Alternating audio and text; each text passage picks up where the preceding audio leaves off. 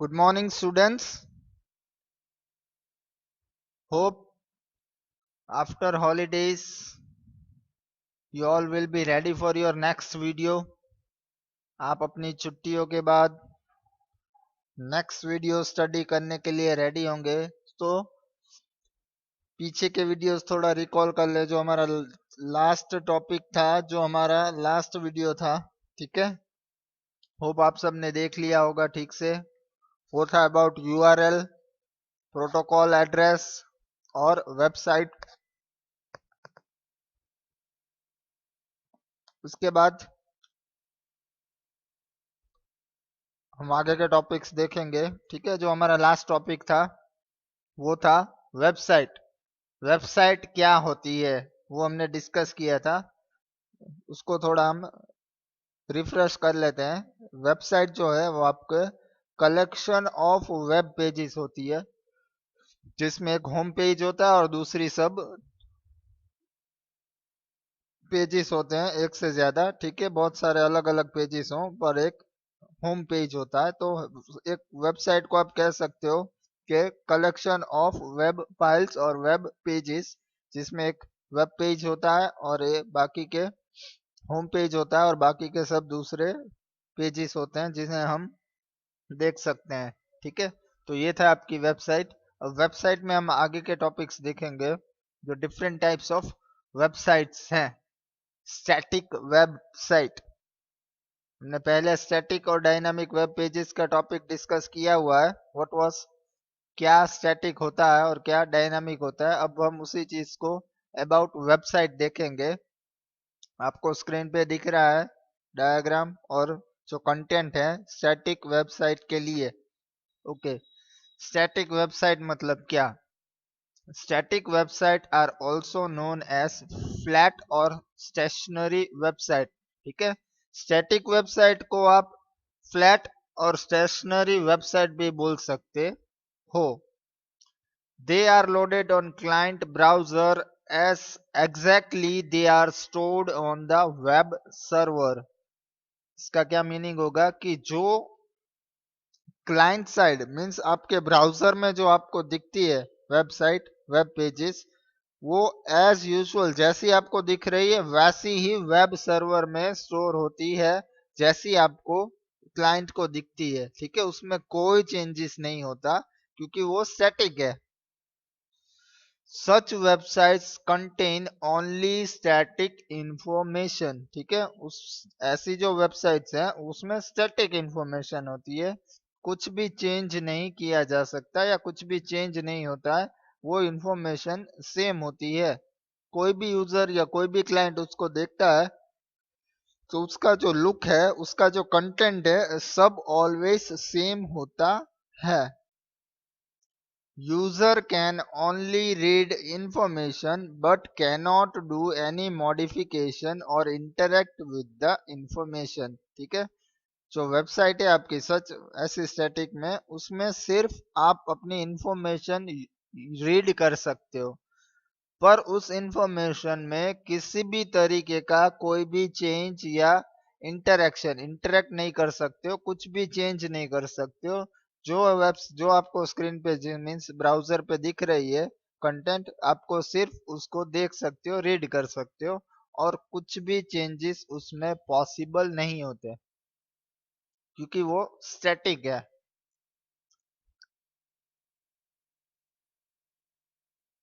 Okay, next point उसमें, static websites are created using only HTML। आपको जब कोई भी वेबसाइट डेवलप करनी है और आपको स्टैटिक वेबसाइट बनानी है तो उसके लिए आपको किसका यूज करना पड़ता है? HTML का। ठीक है, आप HTML का यूज करके एक स्टैटिक वेबसाइट डेवलप कर सकते हो। Static websites are only used when the information is no more required to be modified। आप कब एक वेबसाइट स्टैटिक बना सकते हो, मीन्स कब आप स्टैटिक वेबसाइट बनाओगे? जब आपको सिर्फ क्लाइंट को इंफॉर्मेशन देनी है और उसमें किसी भी तरीके का कोई भी चेंज या मॉडिफिकेशन नहीं करना है, तब आप कोई वेब स्टैटिक वेबसाइट बना सकते हो। जो सिर्फ एक क्लाइंट को इंफॉर्मेशन देने के लिए होती है। ये आपको डायग्राम दिख रहा है, ये जो है आपका सिस्टम कंप्यूटर, आपका क्लाइंट का वेब ब्राउजर, जिसमें ब्राउजर का यूज करके क्लाइंट रिक्वेस्ट भेजता है इंटरनेट का यूज करके। ठीक है, रिक्वेस्ट कहाँ जाती है? आपके वेब सर्वर में। ठीक है, ये आपका क्लाइंट है, ये आपका सर्वर है। क्लाइंट मीन्स जो कंप्यूटर हम यूज कर रहे होते हैं, या लैपटॉप है या कंप्यूटर है। ठीक है, इसमें आप ब्राउजर का यूज करके क्या करोगे? किसी भी वेबसाइट का ओपन करने के लिए इंटरनेट का यूज करोगे, तो आपकी रिक्वेस्ट कहाँ जाएगी? वेब सर्वर में। ठीक है, वहां पे ये आपकी वेबसाइट स्टोर होती है। वेब सर्वर क्या करेगा? यहाँ से आपका रिस्पॉन्स भेजेगा इंटरनेट का यूज करके, और आपके यहाँ पे स्क्रीन पे जो वेब ब्राउजर है, इसमें आपको HTML फाइल दिखेगी। तो ये होती है प्रोसेस फॉर स्टैटिक वेबसाइट। या क्लाइंट साइड है, ये सर्वर साइड है। इंटरनेट का यूज करके आप क्लाइंट रिक्वेस्ट भेजता है, सर्वर उसको रिस्पॉन्स देता है, जो HTML फॉर्म में आपको यहाँ पे दिखती है। यहाँ पे जो स्टोर होगी वही आपको यहीं पे दिखती है, उसमें कोई भी चेंज किया नहीं जा सकता, क्योंकि ये एक स्टैटिक वेबसाइट है। ठीक है, आ गया समझ में स्टैटिक वेबसाइट का मीनिंग? अब हम जाते हैं डायनामिक वेबसाइट की तरफ। ठीक है, dynamic websites, dynamic websites shows different information at different point of time। Dynamic website में क्या होता है? अलग अलग वक्त पे वो अलग अलग इंफॉर्मेशन दिखाती है, उसकी कंटेंट सेम नहीं रहती है, उसमें चेंजेस होते हैं, चेंजेस होते रहते हैं। ठीक है, आप हर बार नई वेबसाइट मीन्स हर बार एक साइट खोलोगे, अगर वो डायनामिक है तो हर बार उसका कंटेंट, वो लुक या वॉटेवर या इमेजेस सब अलग अलग मीन्स डिफरेंट डिफरेंट होता है, क्योंकि वो डायनामिक है, स्टैटिक नहीं है। It is possible to change a portion of web page without loading the entire web page। वो भी पॉसिबल है कि आप अपने वेब पेज का कुछ हिस्सा मीन्स, मान लो आपको आधा पेज दूसरा कुछ डिस्प्ले करवाना है, आधे पेज का कलर चेंज करना हो, या कुछ और इमेज चेंज करनी हो, तो वो पॉसिबल है डायनामिक वेबसाइट में। It has been made possible using AJAX technology. ठीक है, एजेक्स जो आपको आपकी वेब लैंग्वेजेस आएगी तब आप स्टडी करोगे, वन टाइप ऑफ एजेक्स जो है वेबसाइट्स डेवलपिंग में यूज होती है टेक्नोलॉजी, उसका यूज करके आप एक डायनामिक वेबसाइट डेवलप कर सकते हो। ओके, अब डायनामिक वेब पेज है जो है server side dynamic web page. It is created by using server side scripting. मान लो आपके जैसे हमने स्टैटिक में देखा था, क्लाइंट साइड और सर्वर साइड दोनों साइड होती है। तो डायनामिक वेबसाइट जब आप डेवलप करते हो, तो आपको सर्वर साइड स्क्रिप्टिंग और क्लाइंट साइड दोनों स्क्रिप्टिंग करनी पड़ती है। तो server side dynamic web page के लिए आपको सर्वर साइड स्क्रिप्टिंग का यूज करना पड़ेगा। There are server side scripting parameters that determine how to assemble a new web page, which also include setting up of more client side processing। ठीक है, server side scripting आप जब करोगे तो वो आपको डिफाइन करना है, आपको दिखाना है कि कैसे आप पेज को असेंबल मतलब इकट्ठा करो, कि जैसे कि एक न्यू पेज बन सके और क्लाइंट साइड की जो रिक्वेस्ट हो उसको आप फुलफिल कर सको।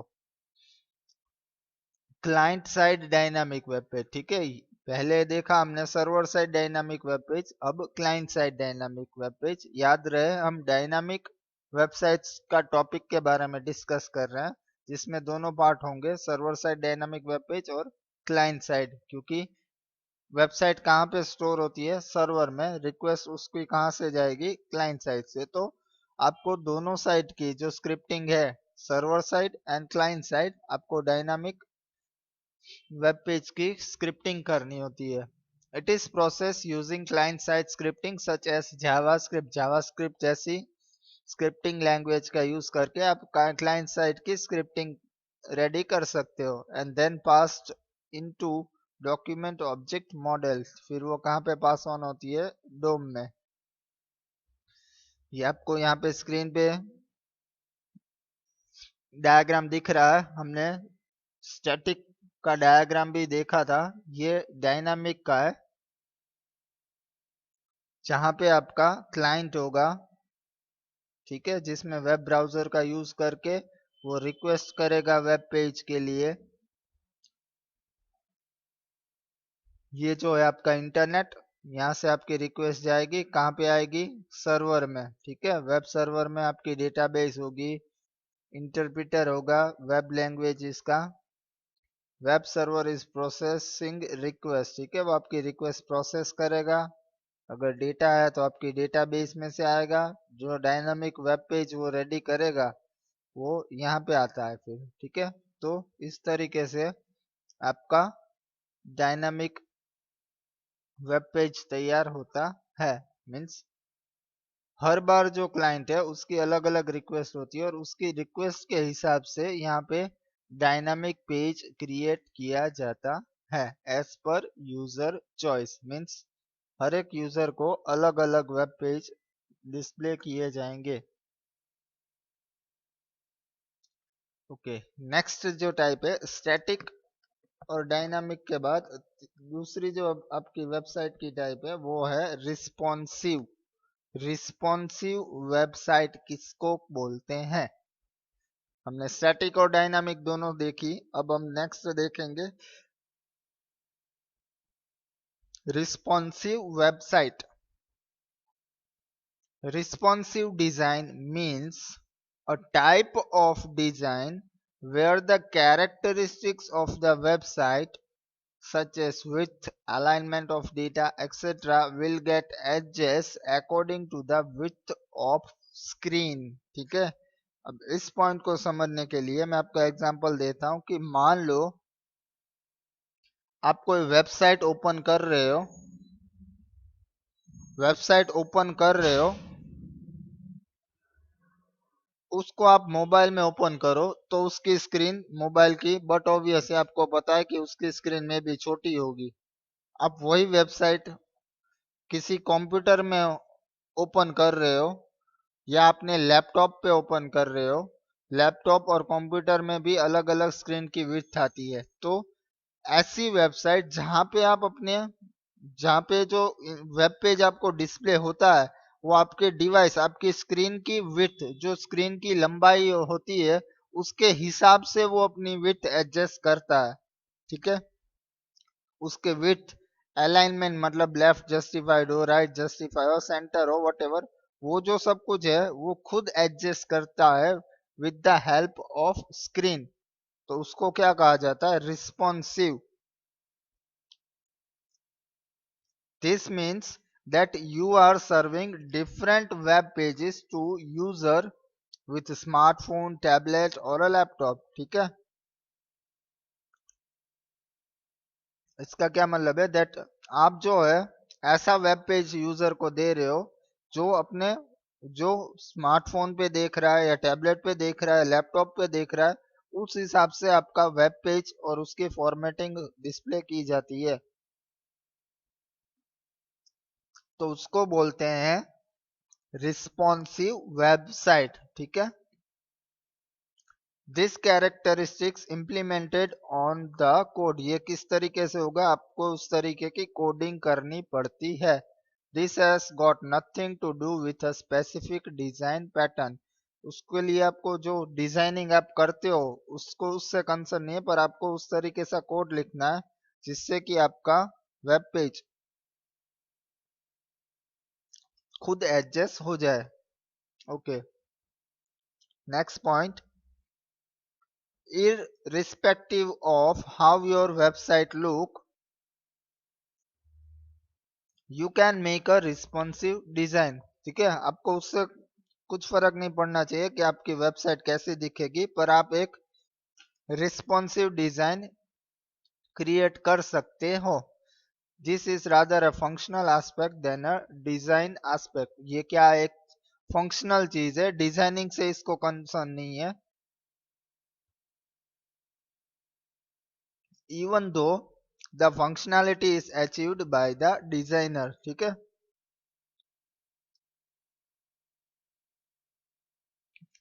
Responsive design is needed because of two reason. कौन से दो रीजन है कि हमें एक रिस्पॉन्सिव डिजाइन क्रिएट करना है? एक तो है यूजेबिलिटी। यूजेबिलिटी मतलब किसी भी चीज को यूज करना। ठीक है, जो पहला जो रीजन है वो है usability. With the spike in the number of smartphone users, it get more and more necessary for websites to provide content in such a way that it is easier for them to use। ठीक है, आप responsive design create इसीलिए करते हो क्योंकि जो website आपने बनाई है उसका यूज अलग अलग डिवाइसेस पे होने वाला है। अलग अलग स्मार्टफोन में भी आपको पता है अलग अलग टाइप की स्क्रीन आती है। किसी मोबाइल की स्क्रीन छोटी होती है, किसी मोबाइल की स्क्रीन बड़ी होती है। तो एज पर यूजर चॉइस वो आपका web page adjust proper format में होना चाहिए। तो उसके लिए आपको क्या करना पड़ेगा? रिस्पॉन्सिव वेबसाइट बनानी पड़ती है। दूसरा जो रीजन है वो है speed matters. Speed matters. Google announced mobile page load time factor for SEO। ठीक है, दूसरा जो है speed. So with design specific for mobile device you can get better page load times for mobile device enhance better rankings. ठीक है, एक तो है उसकी यूजेबिलिटी और दूसरा है स्पीड मैटर्स। स्पीड मैटर्स कैसे? अगर आपके डिवाइस की स्क्रीन छोटी है तो आपके और वेबसाइट और वेब पेज आपका उसकी विड्थ अगर बड़ी है, ठीक है, अगर रिस्पॉन्सिव नहीं है तो उसको लोड होने में देर लगेगी, वक्त लगेगा, जिससे जिससे क्या होगा? आपकी जो वेबसाइट है वो स्लो हो जाएगी, स्लोली लोड होगी।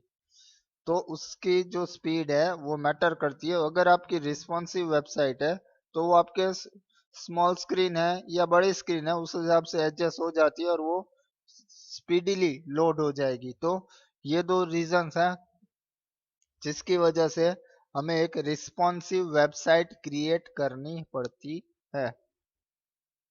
Okay, web browser. Web browser क्या है? A web browser is an application that provides a way to look at and interact with the information on the world wide web। ठीक है, web browser क्या है? आप सब लोगों को पता है ब्राउजर क्या होता है, आप सब अच्छी तरह फैमिलियर हो, सब लोग मोबाइल का यूज करते हो फॉर इंटरनेट। तो जिसके लिए वेबसाइट को आप ओपन करने के लिए जिस चीज का भी यूज करते हो, चाहे वो क्रोम हो, यूजी ब्राउजर हो, अलग अलग टाइप्स के ब्राउजर हैं। मोबाइल के लिए अलग ब्राउजर्स अवेलेबल हैं, पीसी लैपटॉप टैबलेट के लिए अलग अलग हैं। तो as per requirement and as per your choice आप अपने वेब ब्राउजर सिलेक्ट कर सकते हो इंटरनेट का यूज करने के लिए।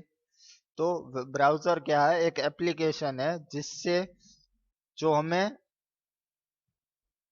वे प्रोवाइड करता है, रास्ता देता है, दिखाता है कि हम कैसे कोई वेबसाइट या वेब पेज देख सके या इंफॉर्मेशन उसकी पढ़ सके। टेक्निकली अगर आप देखो तो a web browser uses HTTP to make request of web servers throughout the internet on behalf of the browser user. ठीक है, वेब ब्राउजर क्या करता है? यूजर की तरफ से वो HTTP का यूज करके वेब सर्वर से रिक्वेस्ट करता है किसी चीज के लिए। Commercial version of the original browser Mosaic is in use. ये एक टाइप का वेब ब्राउजर है जो यूज होता था। A program use to view, download, upload, surf और otherwise access documents on the web, world wide web. ठीक है, आपको अगर किसी भी तरीके की वेबसाइट देखनी है, कुछ कंटेंट डाउनलोड करना है या सॉन्ग डाउनलोड करने हैं, मूवी डाउनलोड करनी है, इमेजेस डाउनलोड करने हैं या कुछ अपलोड करना है या सर्फिंग करना है, तो इन सब के लिए आपको वेब ब्राउजर की जरूरत पड़ती है। Netscape Navigator, Microsoft Internet Explorer are examples of web browser. ठीक है, ये एग्जांपल्स हैं वेब ब्राउजर्स के। Simple web browsers such as Linux allow user to access the text-only content. Simple एक वेब ब्राउजर है जैसे कि Linux, वो आपको अलाउ करता है यूजर को कि आपको सिर्फ अगर टेक्स्ट कंटेंट हो, सिर्फ टेक्स्ट हो सिंपल, और वो आपको एक्सेस ओपन करनी है, तो उसके लिए आप Linux जो आपका ब्राउजर वेब ब्राउजर है उसका यूज कर सकते हो। Web server. Okay, what is web server? It is a computer that has a high processing power and is connected to the internet and also run programs such as Internet Information Service. It stores, distributes and retrieves the file on the website. ठीक है, web server किसको कहते हैं? हम जो computer का use कर रहे हैं या यूज कर रहे होते हैं क्लाइंट इंटरनेट के लिए, हम जो वेबसाइट, जैसे कि मान लो आप फेसबुक ओपन कर रहे हो, तो आपका जो डिवाइस है वो दैट इज क्लाइंट डिवाइस, पर जहां से वो वेबसाइट लोड होके आती है तो वो क्या होगा आपका सर्वर। सर्वर में क्या होता है, उसकी प्रोसेसिंग पावर बहुत ज्यादा होती है। क्लाइंट के हिसाब से अगर आप कंपेयर करोगे तो सर्वर की प्रोसेसिंग स्पीड बहुत ज्यादा होती है, तभी तो इतने सारे क्लाइंट्स एक साथ जो आपकी वेबसाइट ओपन कर रहे होते हैं, फिर भी उन सबको वो रिक्वेस्ट, उन सबकी रिक्वेस्ट को वो रिस्पॉन्स दे सकता है, तो उसको बट ऑब्वियस है कि उसकी प्रोसेसिंग बहुत ज्यादा होगी। और वो जो सर्वर है उसमें I means one type of server जो सर्विस है वो उसमें रन करती होती है आपके सर्वर के अंदर, जिससे कि वो आपकी क्लाइंट की जो रिक्वेस्ट है उनको रिस्पॉन्स दे सकता है। और वो सॉरी, और उसमें आपकी वेबसाइट स्टोर होती है जहाँ पे, और जहाँ से यूजर अलग अलग वेब पेजेस या वेबसाइट्स ओपन करता है, तो वो है आपका web server. Okay, web server. और उसके बाद है नेक्स्ट वेब होस्टिंग, जो हम नेक्स्ट टॉपिक में देखेंगे। ठीक है, आज के हमारे टॉपिक्स अगेन आपको रिपीट कर दूं, जो हमने देखे हैं रिवाइज कर लेते हैं। वेबसाइट किसे कहा जाता है? कलेक्शन ऑफ वेब पेजेस जिसमें एक होम पेज होता है, बाकी के अलग अलग पेजेस हो। स्टैटिक वेबसाइट, ऐसी वेबसाइट जिसमें यूजर सिर्फ इंफॉर्मेशन देख सकता है, कोई भी चेंज नहीं कर सकता उस वेब पेजेस में, उसकी इंफॉर्मेशन ऑल टाइम हमेशा सेम रहती है, कुछ भी चेंजेस नहीं कर सकते हो आप अपने वेब पेजेस में। वो है आपकी स्टैटिक वेबसाइट। डायनामिक वेबसाइट, ऐसी वेबसाइट जिसमें आपके जो पेजेस हैं उसमें यूजर की चॉइस के हिसाब से, यूजर की रिक्वेस्ट के हिसाब से आपको वेब पेजेस डिस्प्ले होते हैं, दिखते हैं। उनकी कंटेंट हर बार अलग अलग होती है, जितने भी अलग अलग यूजर अलग अलग वेब पेजेस देखता है, हर बार उनकी या हर यूजर के पास अलग अलग लुक होता है, अलग अलग उसकी कंटेंट होती है। वो है आपका डायनामिक वेबसाइट। डायनामिक में आपके दो पार्ट होंगे, server side dynamic web page और client side dynamic web page. ठीक है, और लास्ट जो हमारा वेबसाइट के टाइप में था वो था रिस्पॉन्सिव वेबसाइट। ठीक है, तो टाइप्स में आपको कौन कौन से आएंगे? स्टैटिक, डायनामिक और रिस्पॉन्सिव। रिस्पॉन्सिव में क्या है? एज पर डिवाइस, डिवाइस की स्क्रीन की विड्थ और हाइट और विड्थ के हिसाब से आपका वेब पेज खुद एडजस्ट हो जाए उस तरीके से। अगर आपका डिवाइस छोटा है तो आपकी विड्थ कम हो जाए, अगर बड़े डिवाइस में आप वेब पेज ओपन कर रहे हो तो आपकी विड्थ वेब पेज की बड़ी हो जाए, तो वो है आपका responsive website. Web browser, net internet का यूज करने के लिए जो आप एप्लीकेशन यूज करते हो, ठीक है, वो है आपका वेब ब्राउजर। वेब सर्वर, जहाँ पे हमारी सभी वेबसाइट स्टोर होती है, जहाँ से क्लाइंट रिक्वेस्ट करता है और उसको रिस्पॉन्स मिलता है वेबसाइट के लिए, वेब पेज के लिए। वो होता है आपका वेब सर्वर। तो इतने टॉपिक्स हमने देखे हैं इस वीडियो में, आगे के टॉपिक्स हम नेक्स्ट वीडियो में देखेंगे। Till then, thank you.